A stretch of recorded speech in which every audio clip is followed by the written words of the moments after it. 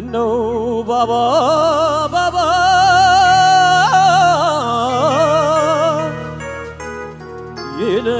ይልብኛል ሆዴ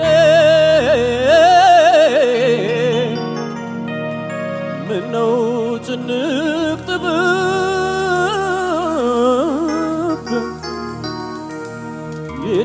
ይልብኛል ሆዴ ፈጣሪም እንደ ሰው ሊጣላኝ ነው እንዴ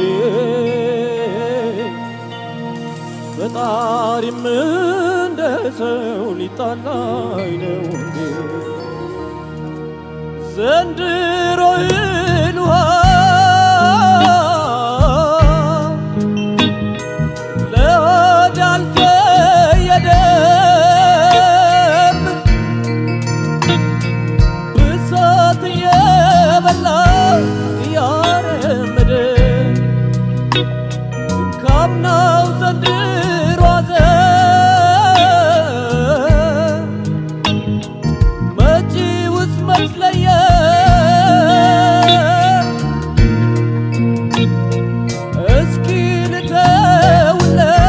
አምላክ ይፍታው ብዬ አምላክ ይፍታው ብዬ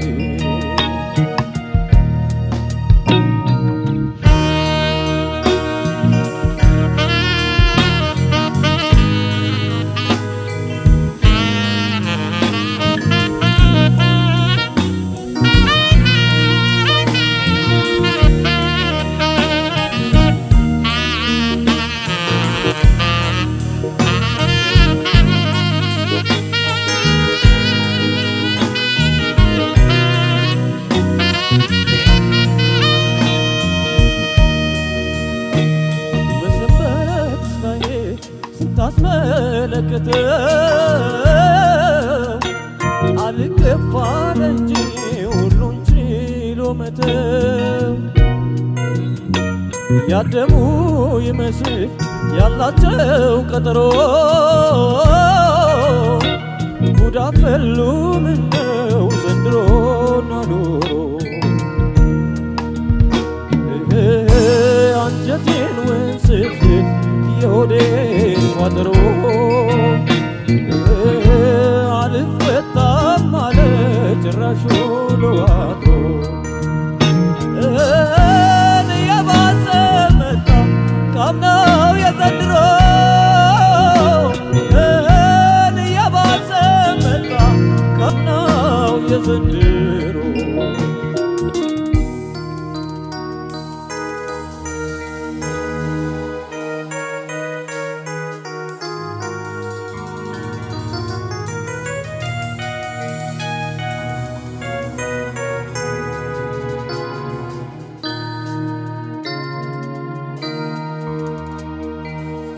ምነው ባባ ባባ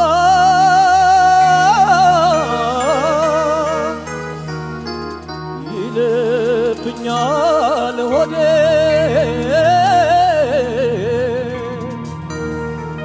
ምነው ጭንቅ ጥብብ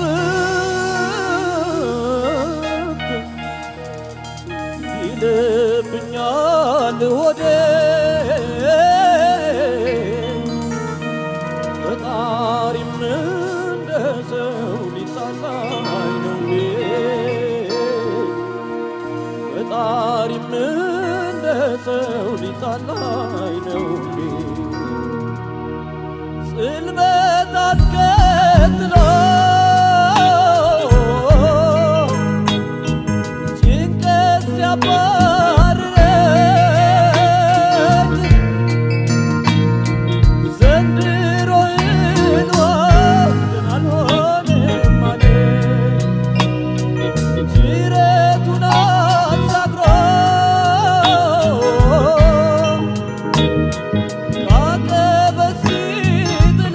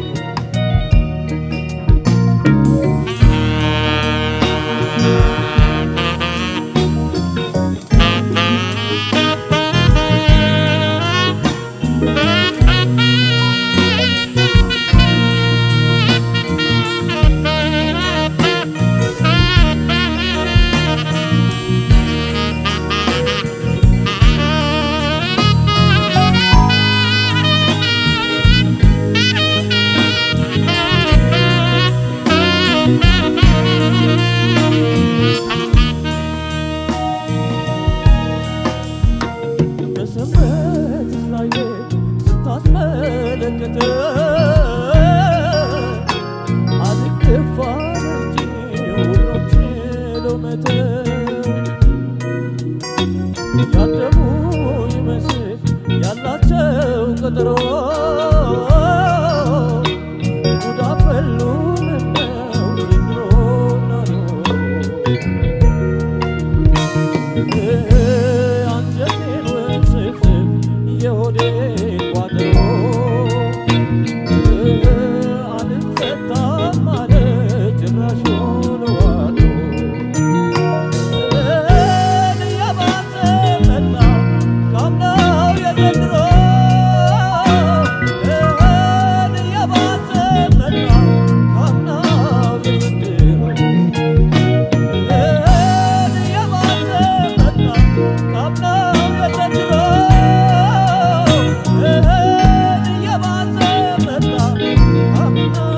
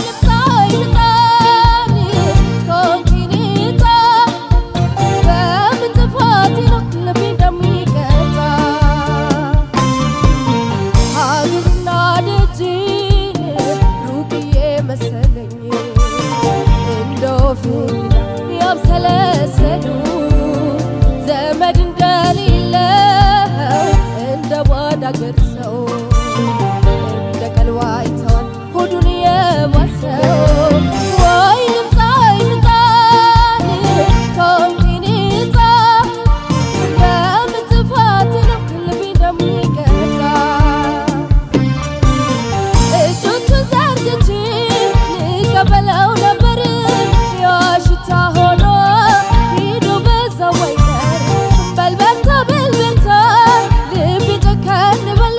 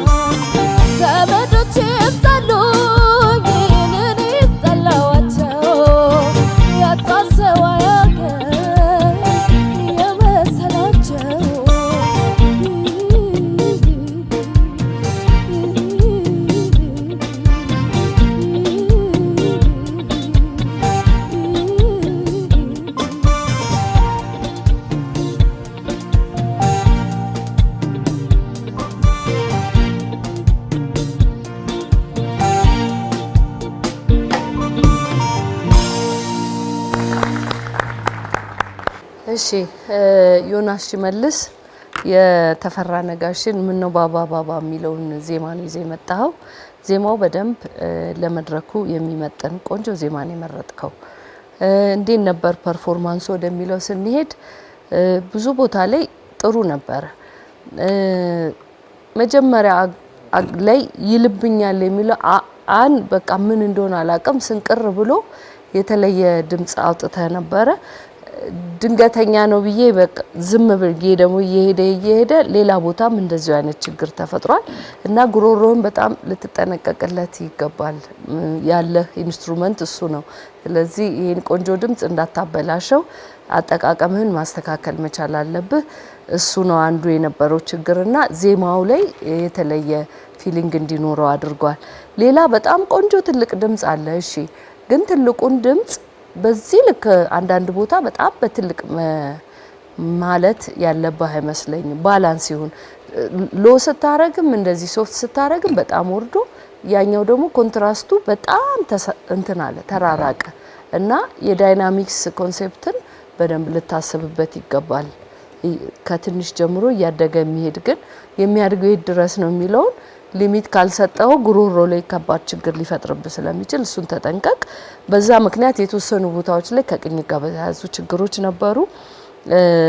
አንዳንድ ቦታ ደግሞ የዜማው ዲቴል ያልተባሉበት አሉ ከቅላጼ ጋር በተያያዘ እሱን አንተ በጣም ሚውዚካል የሆነ ጆሮ ስላለ በደንብ እንድታስበውና ደግመህም ብታዳምጠው ጥሩ ነው ብዬ አስባለሁ።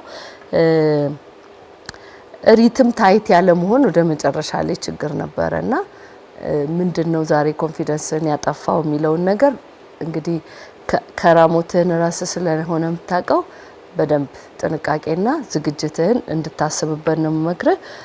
9900 ነው እኔ ጋር ያለው ውጤት። ቤቴሌም አስራት የመሰሉ ፋንታውንን ወይ ልምጣ ወይ ምጣ የሚለውን እንደተባለው በጣም ሁላችንም ስንሰማው የምናስታውሰው ይሄን ዘፈን ኤልያስ መልካን ነው እና እንግዲህ በምን አይነት ሁኔታ ውስጥ ሆኖ እንደጻፈው ማንም ሰው ሊገምተው የሚችለው ነው። ያንን ስሜት ለማምጣት በደንብ አልተዘፈነም። ዘፈኑ በጣም መድረክ ላይ መሆን የሚችል ከዚህ ቀደም ሌሎች ድምጻውያን ዘፍነውት ያስለቀሱበት ዜማ ነበርና ስሜታችንን ወደ አንቺ መውሰድ አይደለም በጣም ብዙ ቦታ ችግሮች ነበሩትና ጉሮሮሽ ላይ አንቺ ጋም የተቸገርሽ የምትመስይበት በጣም ብዙ ቦታዎች ነበሩት። አይ ቲንክ ፊል አርገሽዋል ይመስለኛል አይደል? በተለይ የላይ ዜማዎች ላይ ተስቲ በጣም የተቸገረ የዜማ ማንጎራጎራ አይነት ስሜቶች ነበሩ። በጣም ይሰማ ነበር። ግጥምም አንድ ቦታ ያውም ቀለል ያለ ግጥም ነው እሱን ዘለሹ ነገር መልሰሽ ሁለተኛውን የዜማ ምንድነው የግጥም አካል ያልሽበት አለ። ስለዚህ ከቅኝት ጋር በተያያዘ ብዙ ቦታ ችግር ነበረው። ዘፈኑ በሚፈለገው ልክ አልተዘፈነም ለማለት ነው የምፈልገው። ስለዚህ ዝግጅት አድርጊ እንዲህ አይነት ዘፈኖችን ስትመርጪ የሰው ልብ ውስጥ ያሉ ናቸውና ልብሽን ማገናኘት መቻል አለብሽ። እኔ ጋር ያለሽ ውጤት 9860 ነው። እሺ ዮናስ ካንተ ልጀምር። እኔም በጣም ቆንጆ ምርጫ ዘፈኑ እንደ ውድድር አንድን ተወዳዳሪ እንደመፈተን በብዙ ክራይቴሪያዎች ቆንጆ ምርጫ ነው። ምርጫው ከዚህ በተጨማሪ ደግሞ ካንተ የተፈጥሮ የድምጽ ተፈጥሮ ጋራ በደንብ የሚሄድ ያንተን አቅም በደንብ መግለጽ የሚችል ነው። ስለዚህ ምርጫህ በጣም ቆንጆ ነው። እንጉርጉሮ ሲጀምር ያለው ፓርት አለ አይደለም? እሱ ጋር በጣም ተስማምቶኛል። እኔ ብዙ ነገሩ አሪፍ ነው። ምክንያቱም ብዙ ጊዜ ፍሪስታይል ሲባል ያልተገባ የዜማ ሀረጋቶችን ማስረዘም በጣም ኤክስትሪም ነፃነት እንዳለው ይታሰባል። ግን እንደሱ ሳይሆን ልባችን ውስጥ ሚውዚካሊም ባይሆን ፊልም እናደርገው የሪትም ፍሎ አለ አይደለም? እሱን በደንብ ኮኔክት ሆኜ ነበር እና እሱ በጣም ተስማምቶኛል። ከዛ ደግሞ ልክ ሪትሚክ ወደሆነ ነገር ሲገባ ያለው ትራንዚሽንስ በጣም ፐርፌክት ነበር። እነዚህ ቦታዎች ፈተና ናቸው እዚህ ዜማ ላይ ከቅኝቱ ከምኑ ባሻገር ማለት ነው። እሱ ጥሩ ነበር። ከሳክስፎን ሶሎ በኋላ የገባህበት ፓርት በጣም ቆንጆ ነበር። እነዚህ የአንድን ድምፃዊ ሚውዚካል ብቃት የሚመዝኑ ነገሮች ናቸውና ጥሩ ነው። እሱ ኪዩም በጣም ተስማምቶኛል። የመረጥከው ኪ ተስማምቶኛል። ከዳይናሚክስ ጋር በተያያዘ ለመስራት ስትሞክር የነበረው ነገር በጣም ቆንጆ ነው። ግን ምንድነው ዳይናሚክስ ስታስብ አብረው የሚጫወቱትንም ባንድ ሜምበርስ አሉ አይደል? ሙዚቀኞች ከነሱ ጋራ ኮሙኒኬት ማድረግ አለብህ አይደል? ሶፍት እናድርገው ላውድ እናድርገው ሲባል ብቻህን ከሆነ ስተት ነው ይመስለው።